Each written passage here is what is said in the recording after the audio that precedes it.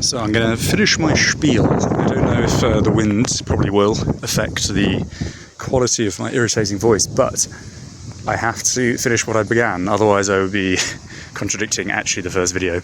So before I got sort of encircled by various kids that I anticipated would be asking for photos, I quickly evacuated. I was down there and I just walked all the way along here onto this bridge, saw the little ducklings, and now we're up on a windmill, and actually we can go up there, but there really isn't much point. But it's very pretty, it's very nice, you know. Chinese put so much effort into landscaping. Sometimes it's a little bit OTT, like maybe this, with all the sort of fake stone. This is like a concrete stone, by the way. I'm not quite sure how you make this, but you'll see it in like theme parks and Disneyland, etc. But I was saying in the last video, one thing that happened to me today, because that's how the story began. I was, yesterday, I was in my room, and, you know, hotel rooms, it's just commonsensical. If someone pays for a room, you either have a little sign that you flick on the outside of the door which says, please do not disturb, or if you're in China, it's usually like an electronic system with lights if the hotel is sort of average or above. Or you just knock, you know, and if someone says no, that's it, that's the end. Someone's in, they've heard you knock, they don't want you in their room, that's the end of it.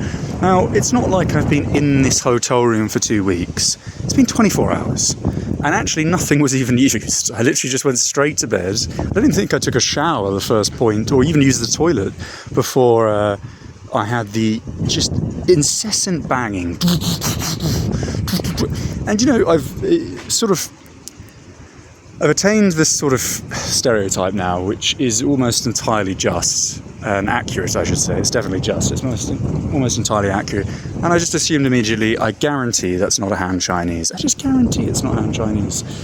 And so the banging went on, and I was screaming, no, no, no, and they were trying to get the door, and in the end they fucked off. And then the next day, around the same time, I was in my room, just chilling. This is around 11:30, 12, you know, when checkout is. And the same thing happens again, right? Just fucking banging on my door. It's just so rude as well. Just all this kind of shit. And I had the door locked, right? And they bypass the lock, which cleaners apparently can do, which is fucking ridiculous. And they just swung my door open like the fucking Gestapo, like hit the back thing. And then these two babushkas, who are actually Kazakh, not Uyghur, but almost the same in this particular area. There's a point where you're no longer an ethnic group. If you mix with the other group, you're sort of both a bunch of cunts, basically. So they just stood there, just staring at me and like pointing. Just imagine for a second, and this is not normal in China. This is not because it's China. This doesn't happen. Imagine if you're in your hotel in Bristol, where the wankers are. Oh God, it's windy. Or Brighton, where the other wankers are, or just anywhere in the world. You're in your Berlin hotel, whatever, Colombia. And the maid fucking smashes the door for like a solid 2 minutes against your responses, and then just blazes the door open, just smashes it open like a fucking bull in a china shop. Imagine that, right? Because that's exactly what just happened to me. And I just went straight up to the door, and I was just, you know, I was thinking, if that was a man, right, straight punch to the face, like 100%, you're breaking into my fucking room. Like, what is that? And so I slammed the door in their face, quite literally, and then sort of de-angered myself as much as possible, which isn't actually that possible, which is why I'm here. I've had to stroll to release the steam. And then I concocted this large description of sort of what happened on Google Translate, went down into the lobby to the Chinese receptionist, the real Chinese, the ham receptionist, who was very professional. And then I proceeded to tell her basically that, you know, her zoo animals had fucking come up and fucking banged on my door, bypassed the lock, smacked the door open against me, saying no multitude of times, and that they're lucky they were all women, because if they were men I would have punched them in the face, and that they should be fired, and that if they ever do that again while I'm here, I will call the police.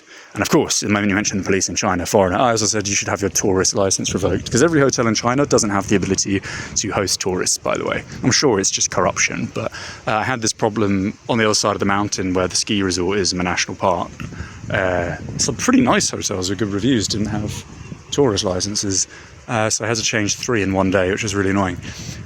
So yeah, with that, she sort of was frantically fearful and went off and did something, but by that point I had left the hotel. I had left for my de-stress in what was like that. You see that? That is just your atypical desert range which you would see anywhere in the world. I could see that in the Atacama, I could see that in the Gobi, I could see that in Africa, anywhere. And all of this nourishment, this botanical beauty, this sense of planning, landscaping, is all a result of Chinese, Han Chinese ingenuity. This would not exist. Anything you see, every building you see here pertains to their obsession with work ethic and perfection. Okay, and of course, you know, certain things here that haven't been cleaned up, but this is actually the most unclean thing I've seen. But imagine if you had a windmill viewpoint anywhere in the West, you would just have homeless chavs up here breaking stuff every night. And this is probably just from last night, as it was Saturday last night, or this morning actually, Sunday it is.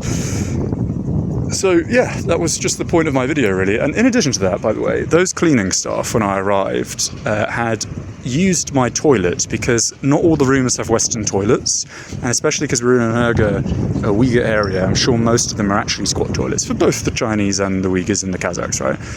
But because she's an old lady, which is exactly why I've always said Western toilets are better, because when you're old you can't squat anymore, she'd come into my room just as we were literally coming presumably up the elevator, me and the receptionist, so she could check me in, and had a bloody period in my well, one is a given, a period in my toilet, and then just left the tissues there. So I opened my bathroom door and there is just a load of blood in my toilet and a load of bloody tissue. The same people that were banging. I mean, like, what kind of animals are these people? Imagine just taking a shit in a guest toilet, or a period, or whatever, or jizzing there. It's all the same. Like, just the mentality, like, what kind of person do you have to be to do that? Like, what kind, like, this is what I mean. They're animals, or a lot of them behave like animals. There is a scale of development in the world, and not everybody is equal, but everybody has their attributes. Some people are stronger, some people are smarter, and within cultures, you can generally say that certain cultures are more at one thing and less at another. That is a fact. Otherwise, there would only be one singular culture in the world. If one culture was better at everything, there would just be that culture. That is what evolution is. The other ones would have been kicked out, would have been extinct, would have been defeated. That's why in the animal world as a whole, whether you look at felines or you look at whatever, you've got a multitude of variations because they adapt to their environments. This idea of equity is fucking absurd. You know, the idea of bringing a load of people to, let's say, the Western culture, people from abroad, and expecting them to somehow become what they are not. It is absurd. And it is this, and this has gone into another rant, inevitably. And this is why, actually I'll conclude on a sort of positive, this is why travelling is great. Travelling is great because it gives you a sort of sense of truth. I mean, it is a sense of truth, it is truth. It sponsors, it supports, it subtracts, it adds, it builds on what you are. It gives you clarity, right, which you can't gain from sitting in a fucking office in Clapham pretending that somehow you're something because you do customer service on a fintech app that's only there because it's a money laundering scheme. You know, it's just fucking absurd. And because of this, I've sort of come across places in the world that I truly love. There's really a few places. I almost don't want to share it, but I would be a cunt if I said that. So my favourite places are Santa Catarina in Brazil. Okay, and there's got to be a number of factors. So firstly, the weather. Anywhere for me where there's mosquitoes, and probably most people from the West, is a no-no. Obviously, it can't be too crazy hot. Don't want it to be dangerous, and it's got to be relatively affordable. It has to be beautiful, and the people have to be nice.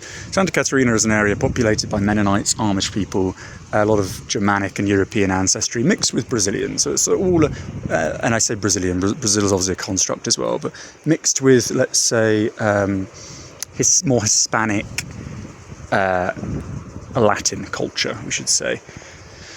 Anyway, so yeah, Santa Catarina, and then we've got a beautiful place near Oskamen in East Kazakhstan, which is populated by Russians almost entirely, and actually it's one of my favourite places. I just discovered it recently. It's a little gem. There's a place in Kyrgyzstan which no one goes yet, and they won't go for quite some time. It's sort of still amongst a load of enclaves and exclaves. It's the Batkin region of Kyrgyzstan, which is near Krozhan in Tajikistan, and then you have the Fergana Valley just in the north, where you have Uzbekistan, and the south is fronted by the extent of the Tian Shan. So it's very much a sort of like bubble. It's really the more authentic Kyrgyzstan. Because unfortunately a lot of the rest naturally has become quite tourist infested. And there's a number of other places in the world. I used to love Europe. I mean, Europe has always been the greatest place in this world. I mean, it has the largest variety of culture in such a compacted space. The most beautiful architecture in the world, doubtlessly. And of course it's all been ruined, so I couldn't possibly live there anymore. Both ruined in terms of just it's not safe, it's dirty, it's expensive, but it's the people that make a culture. That's the thing. As I said, just with respect to Kyrgyzstan there, I lived in Kyrgyzstan for about 2 years, and it's one of my favourite places of all time, even though where I lived has been ruined because of corruption and just sort of migration from just sort of wanky tourist places. It's still fantastic. And what made it was the people, because what you see is a reflection of the people at a time, an extensive time in history, and what you're left with is the reflection of that. It's the representation of that past. And for me, I sort of am taking all those things that I've acknowledged benefit me or I enjoy, and I'm trying to find a place which has most of those still to this day. And it's very hard.